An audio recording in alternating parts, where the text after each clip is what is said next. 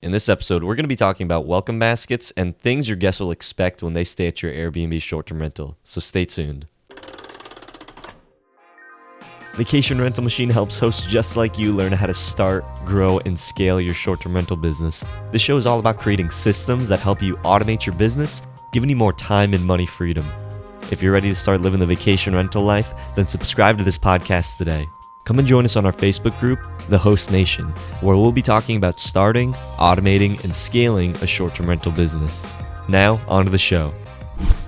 Hey, welcome back, Host Nation, to another episode of Vacation Rental Machine. In this episode, we are talking all about pre-listing materials now. So we have moved on from the previous step, and now we are talking more about step number 5, which is all about your pre-listing materials. So we've already built up our team. Now we are working on our units. So welcome baskets is something that guests, it's kind of like icing on the cake for a lot of guests, and it really can help you with your guest experience. And we're also going to be talking about things that guests are expecting in vacation rental units now. So when they are checking in, there's going to be certain items that they expect. So John, what are some of the things that your guests can expect when they are arriving to your unit? Very first thing is after they pop that door open, we leave our blinds a little bit open just to let light in case they come in a little late. So if they come in when it's daytime, right at check-in, they're coming into a very bright and clean space. We want to make sure that we're not trying to hide anything. And most times, once you open that door and there's just this scent of not too much of like air freshener or anything, but there's a pleasant scent that when you open the door, it's just there. It's clean. It's like home. That's really what I want my guests to feel when they come. So we try to duplicate that over and over again. Some of the other things that we do have for our guests, sometimes, not all the time, do we actually have a welcome basket. So I am probably going to go against the grain of a lot of people here just because I'm not telling you that you need a welcome basket. I haven't received a bad review because I didn't give one.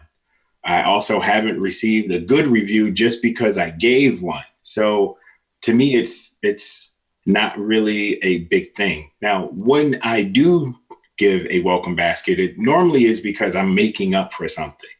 So for instance, if something were to happen with the guest, maybe they asked for something and I didn't provide it, or something went wrong, and I'll have my assistant go drop off.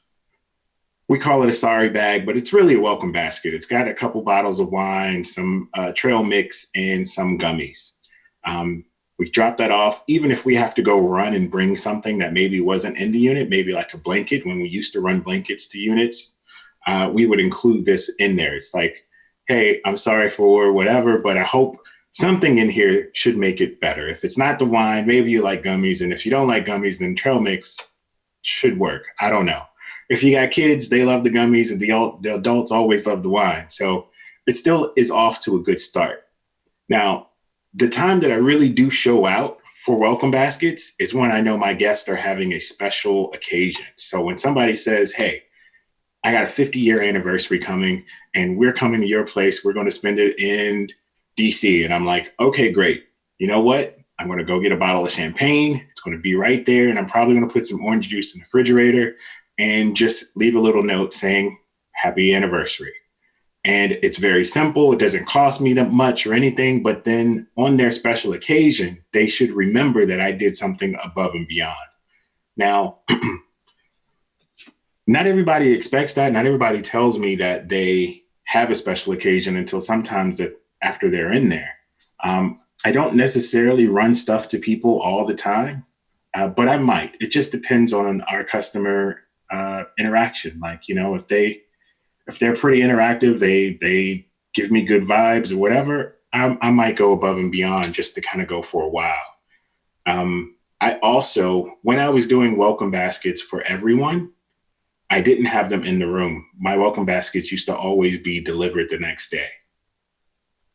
If they only had a one-night reservation, then they didn't get anything. But if they stayed a couple nights, they would get a welcome gift the next day. And it was just one of those things. It'd be sitting by the door, wasn't something to like walk into the room and be like, oh my God, somebody was in the room. But it was just one of those things, had the logo on it, and it was just a brown bag. So, John, what you're saying is that not everybody has to have a welcome basket. It's not like the expected thing, and when everybody shows up, that they have to have a welcome basket. Otherwise, you're going to get a bad review. That's exactly what I'm saying. Like it was one of those things I used to kind of like pull my hair out, not having a welcome basket in the unit when the people arrived. But the people that arrived and it wasn't there, they still didn't complain. Like I said, I mean, it was no change in their experience. I mean, I'm still providing a great space, still providing a great place to work or sleep or, just to come back to. It's clean, it's just ready. It's, you know, hotels don't even really give you a welcome gift unless you're staying at a super nice place where they just, do turn down service or something like that. So any other time you go, it's a paid thing, right? You pull this water out, you could have this free water, this Deer Park, but if you drink this Fiji, it's going to cost you $6. We could get to a point like that, but we don't. So having a welcome basket is still, I think, optional at this point. Now, now, aside from welcome baskets, though, what are some of the things that guests expect from a unit? I know a lot of different hosts, they might include like a Keurig, or they might include, maybe like some snacks or something. Are there things that you include in your units that really help the guest experience? Yes, part of my brand is very good coffee. So you will not see a Keurig in my units. Um, that might be a problem for somebody that's coming and they want to just bring a bunch of coffee that they like, because 9 times out of 10, we don't use those pods. But what they can experience is still a very pleasurable coffee experience with the equipment that we include. It's somewhat exclusive. Sometimes it's a little hard to get pods if they want to go grab them on their own, but it also offers another revenue stream for me when somebody says, hey, I need new pods. I don't know where to get them. And I quickly say, hey, I can drop off a few more pods for you for this fee. And they pay the fee, they get their coffee, they're happy.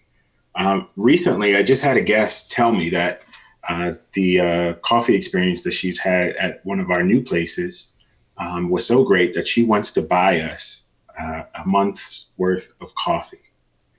And I was like, wow, not a month. You must be playing, right? Like, so we'll see how much she actually ships. But I'm thinking that's great. There's no other compliment other than that for me. One of the other things that's really important is a good blow dryer, like for your hair. So you got to have it. Now, I don't use one, obviously, but it's one of those things that when you have a bad one, somebody will say something about it. And you can't always go for the really, really super cheap ones just because you need one and it just says it works, and it really doesn't work. You need a good shower experience, in my opinion. So I want to make sure if the water pressure is weak, I'm going to get something to help make that a good shower experience. Beds are really important, but beds are very hard, right? You either like it firm, you like it soft. Sometimes in the middle really isn't in the middle for people, but I would say per your taste, it should be somewhat on the softer side of things. It shouldn't just be like a brick. You can't sleep on a brick comfortably. Some people can overseas, but you'll get good reviews about beds. You'll get bad reviews about beds, but that stuff should be good. Linens. Linen should always be white, right? People want to feel like it's clean. They can pull it back. They can see if it's clean. They can see stuff. White linens. I always use white linens on my main beds, but in some cases on my pull-out beds or like my air mattress, I might leave a set of printed whatever. I think that's okay, but that main bed is always going to be white. Everything's white. I don't do too many of the designs on the duvet or anything like that. So it's just got to be clean. I can't stress clean. I mean, that's got to be the biggest expectation for somebody that's coming to stay. Is like, hey, I don't care if it really is not exactly like the photos. I just want it to be clean. I mean, sometimes when you have to stay at a hotel somewhere where you maybe a small town, you kind of cross your fingers and you're like, ooh, this is Joanne's Inn. I just hope it's clean. Cleanliness is definitely the top expectation.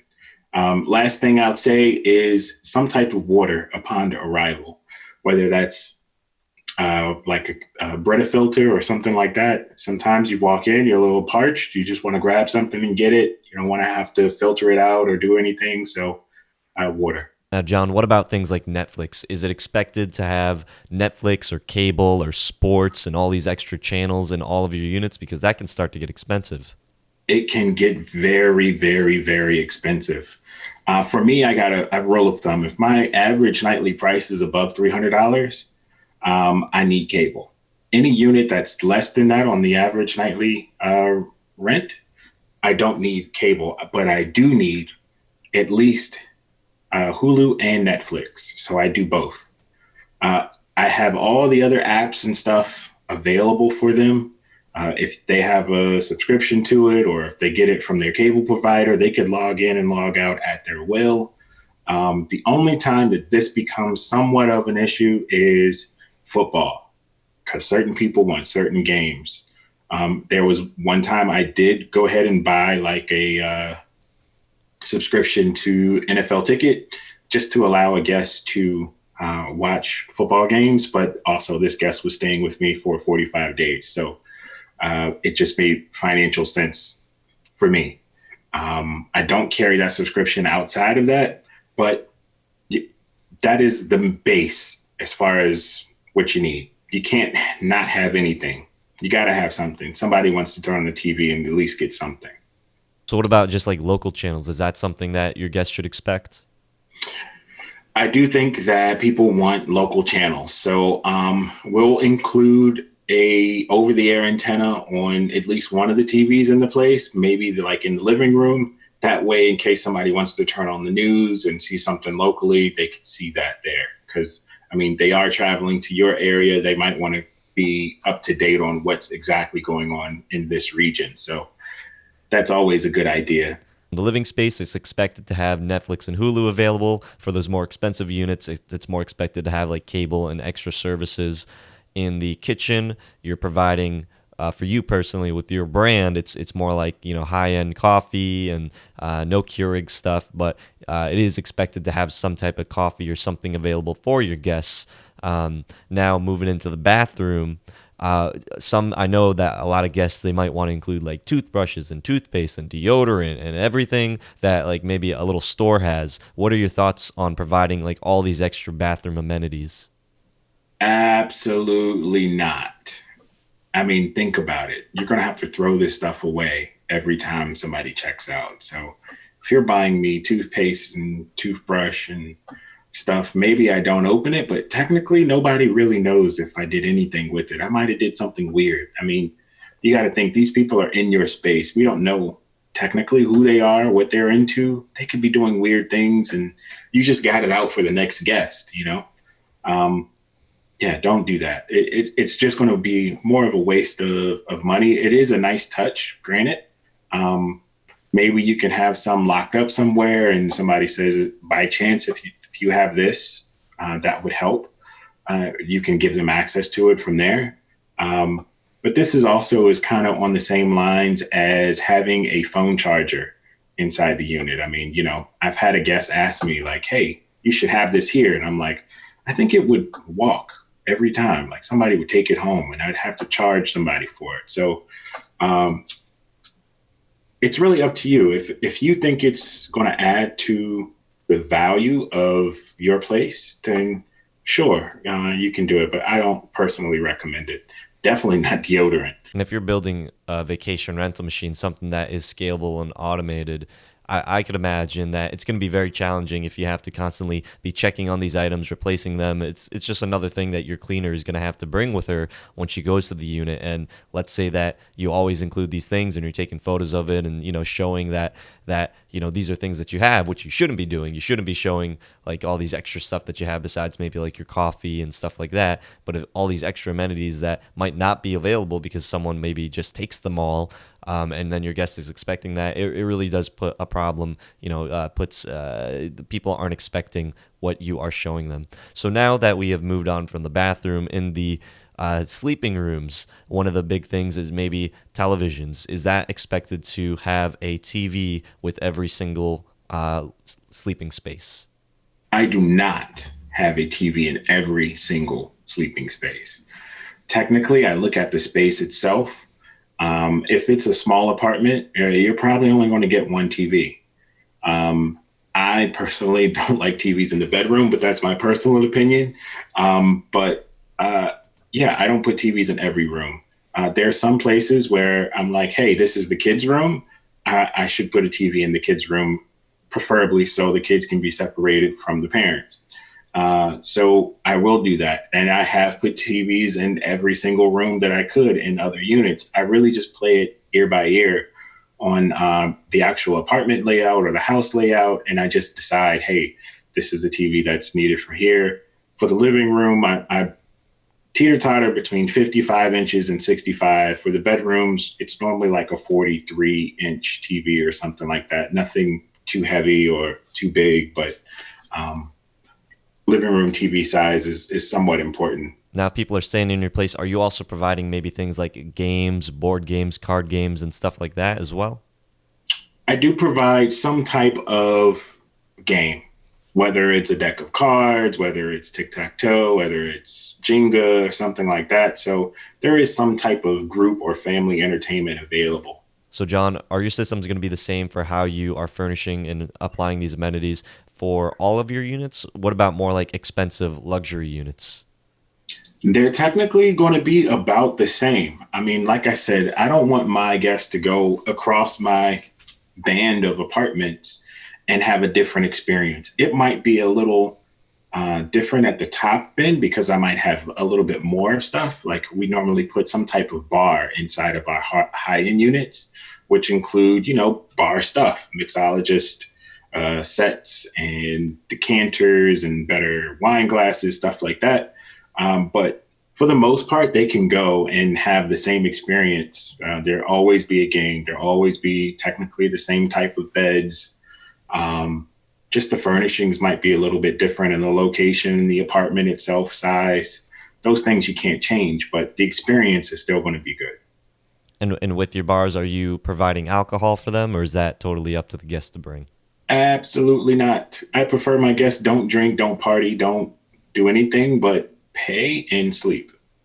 So obviously the things that you're going to be including in your unit is going to be very contingent on what your brand is. Now with John identified that he is going to be providing high-end coffee and coffee makers. He's not including things like Keurigs in his units. For me, I include like a lot of teas in my units. I include a tea kettle, a lot of tea variety, like a Chinese blossoming tea is a little special gift for them.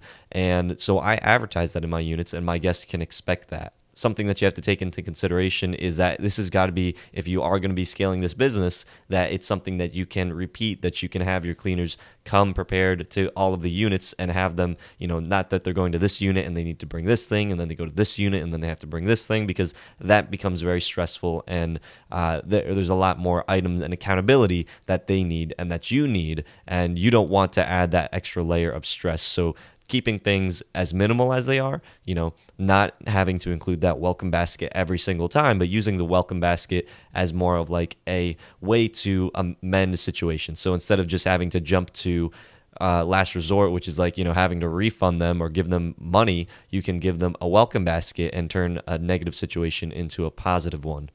So lots of really good stuff in this episode. And with all that being said, Host Nation, until next time, keep on hosting.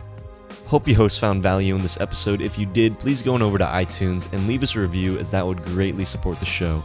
If you'd like to connect with John, the community, and I, then go on over to our Facebook group, The Host Nation. Talk to you hosts in the next episode. Keep on hosting.